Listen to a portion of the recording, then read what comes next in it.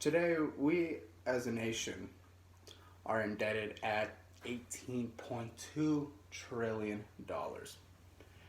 That is a massive debt.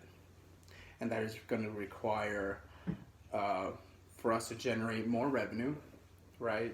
We need to be profitable. We need to make more profit, as much profit as possible. As maybe in hopefully in 50 years we pay this off, or maybe it never actually gets paid off. But it's there, and we have to figure out a way. So by doing this, we want to create a new revenue, but we don't exactly have a new business.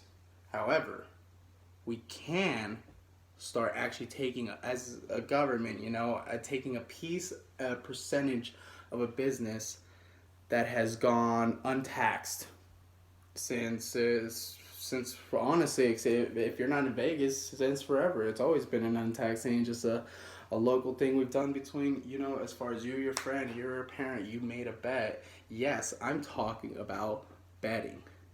In fact, I'm talking about the legalization of sports betting. See, I want to take it a step further, make real money off of real business that's generating underground around $4 billion per year. Okay, so in 1992, these sports betting was illegalized except for Las Vegas, Nevada, because they were already grandfathered because they agreed to grandfather them in. So from 1992, it was all became illegal, and it's basically for the U.S. It's non profitable. We don't make any money off that. So in 2018, they declared the law that they passed in 1992 to become unconstitutional. Now, what this did was this allowed every state to finally have the chance to decide for themselves whether or not they wanted to legalize sports betting in their state. And since then, 13 states have passed and legalized sports betting. And since that time, over 2 years, they've generated $10 billion over the span of 2 years. So it's actually increased from the $4 billion per year that they were doing underground. Now, how does this affect? How does this affect us? What if you're not into sports? Or what if you are a big gambler, but hey, that's not really my thing. Like, that's not what I'm into. I like to bet on baseball or basketball or just different sports. I don't like to bet on all of them. Well, let me tell you, just because you don't like a sport doesn't mean you're not willing to bet on it. So, see what I mean? What I mean is, my dad every year has he and his coworkers do like this do this own little thing on their own where it has all the scores, and they put your name there, and you bet a certain amount of money, and if the score ends up right on any quarter, then you win a certain amount. And he does this every year with his friends, and I'm gonna tell you right now, my dad doesn't know the first thing about sports. He doesn't really particularly like football, but he'll watch the Super Bowl every year. Why? Because everyone universally knows the Super Bowl. Just like everyone else is gonna know the Olympics. Everyone else is gonna know the World Cup. Everyone is gonna know the World Series. Everyone is gonna know the NBA championship, even if you're not into it. And just because simply my dad just wants to be a part of something, he's willing to take that bet into the Super Bowl. And that bet leads him to take a seat down on a Sunday and watch the Super Bowl, where he watches all the commercials, and that's where I'm talking about. That's where a lot of money is also made. See, most of these sports leagues, like baseball, football, UFC, all of the 60% of their revenue is based off TV deals. Okay, so for example, the NFL generates the biggest TV deals with CBS, NBC, ESPN. They're scheduled to make $54.6 billion in just those TV deals. Now, through the legalization of sports betting, you might be adding just more and more people, which would mean the next contract any of these leagues is going to get, it's actually going to probably be for more money, because they're going to see that more people are willing to sit down. See, for example, again, going back to Super Bowl, my dad, the non-consumer, is going to sit down and watch this game, but you know what he's also going to do? He's going to watch the Super Bowl ads, which those TV networks generate another revenue. For example, CBS last year during the Super Bowl generated $1.4 $1.4 million in revenue just on their $1 billion in revenue based off of their commercials, and it only cost them 5 million, or well, they sold that slot for 5 million, and they're bringing back in revenue 1.4.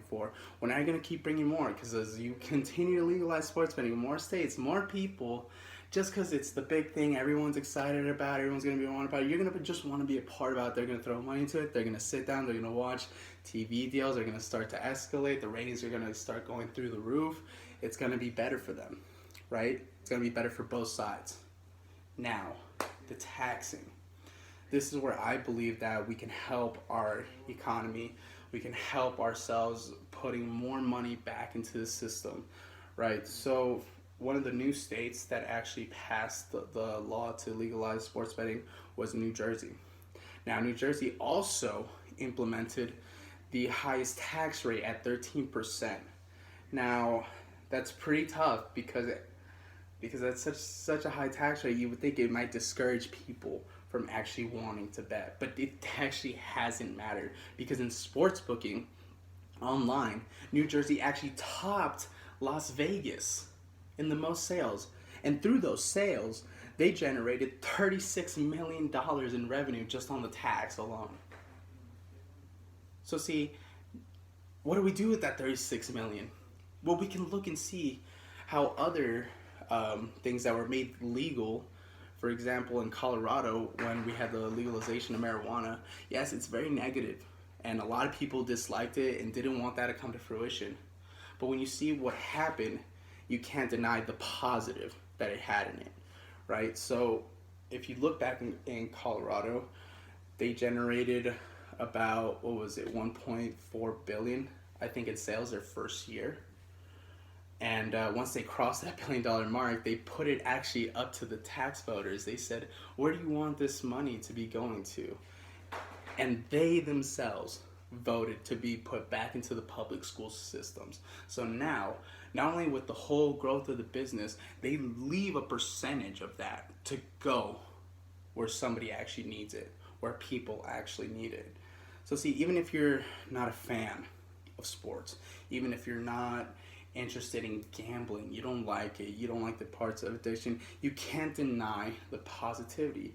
Yes, there's some negative, but there's negative in everything we do. And I can name a list of businesses that you have no problem being legal and have honestly the worst kind of outcomes for the people who are buyers and people who do get addicted to that. So to say that you're scared of the risk of somebody developing a gambling addiction, well, you go the same risk when somebody tries their first beer. They might get addicted to alcohol. But nobody seems to have a problem with the revenue of that business. So see, I'm just saying it's a necessary evil. It's a necessary evil that can create a lot of good. And sports betting, just in general, it creates so much more money. I mean, even in what I just said, with something as illegal as marijuana was, you would think everybody wanted to pounce at that once that was legal. Well, today, after like 4 years of opening, it generated up to $6.8 billion in revenue. In 2 years, sports betting has generated $10 billion. So even then, it's a more marketable option for us. And I think sports betting today can have a big impact on our economy. Thank you.